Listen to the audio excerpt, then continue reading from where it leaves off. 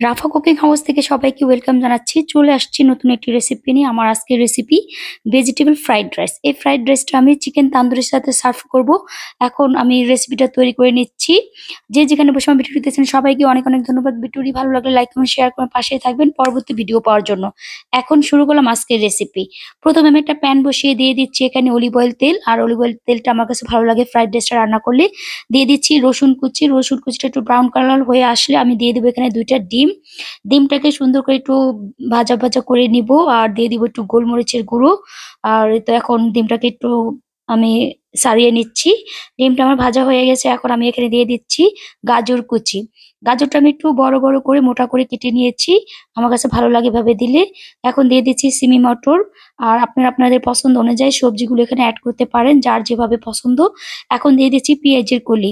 পেঁয়াজের গুলো দিয়ে সবকিছুকে এখন ভালোভাবে আমি একটু মিশিয়ে নিচ্ছি। দিয়ে দিচ্ছি পেঁয়াজের পাপড়ি। পেঁয়াজটাকে আমি কেটে ৪ টুকরা করে তারপরে ছাড়িয়ে নিয়েছি। এখন দিয়ে দিচ্ছি একটু স্বাদের জন্য লবণ, দিয়ে দিচ্ছি গোলমরিচের গুঁড়ো, সয়া সস দিয়ে দিচ্ছি। সবকিছু দিয়ে এখন আবার ভালোভাবে সবকিছুকে মিশিয়ে নিচ্ছি। আমি এই ফ্রাইড রাইসটা ভেজিটেবল দিয়ে রান্না করব।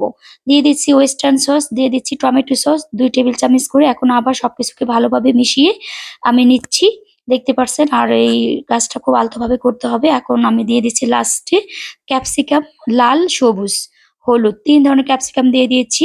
আপনারা যেকোনো এক আইটেম হলেও হয়ে যাবে। আমার কাছে ছিল তাই আমি দিয়ে দিয়েছি। এখন সবকিছুকে আবার আমি ভালোভাবে মিশিয়ে নিচ্ছি।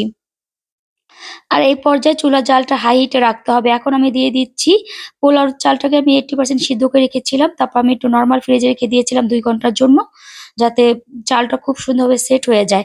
এখন সুন্দর করে চালটা দিয়ে মানে পোলাওর চালটা দিয়ে সিদ্ধ করা ভাতটা দিয়ে আমি এখন সবকিছুকে ভালোভাবে সবজির সাথে মিশিয়ে নিচ্ছি। আর দেখেন কতটা সুন্দর কালারফুল হয়েছে আর অনেকটাই লোভনীয় হয়েছে। খেতেও ভীষণ ভালো হয়েছিল।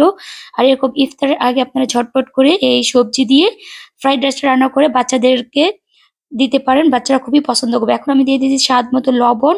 আর দিয়ে দিচ্ছি টেস্টের জন্য একটু চিনি।